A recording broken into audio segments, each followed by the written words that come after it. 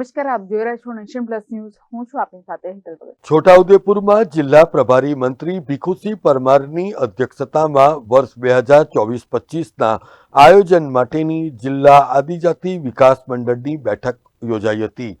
ગુજરાત સરકારના અન્ન અને નાગરિક પુરવઠા, સામાજિક ન્યાય અને અધિકારિતા વિભાગના રાજ્યમંત્રી અને છોટાઉદેપુર જિલ્લાના પ્રભારી મંત્રી ભીખુસિંહ પરમારની અધ્યક્ષતામાં છોટાઉદેપુરમાં ન્યૂ ગુજરાત પેટર્ન યોજનાના કામોની સમીક્ષા અર્થેની મહત્વની બેઠક કલેક્ટર કચેરી ખાતે યોજાઈ હતી.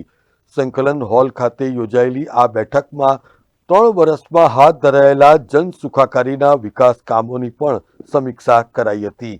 આ બેઠક દરમિયાન પ્રાયોજના વહીવટદાર અને જિલ્લા વિકાસ અધિકારી સચિન કુમારે કચેરી હસ્તકના તેમજ જિલ્લાના વિવિધ વિભાગોના કામોની પ્રેઝન્ટેશનના માધ્યમથી વિસ્તૃત ચર્ચા કરી હતી. આ બેઠકમાં જિલ્લા કલેક્ટર અનિલ ધામેલિયા અને ધારાસભ્યોએ પણ ઉપસ્થિત રહીને આયોજન માટેના જરૂરી સૂચનો કર્યા હતા.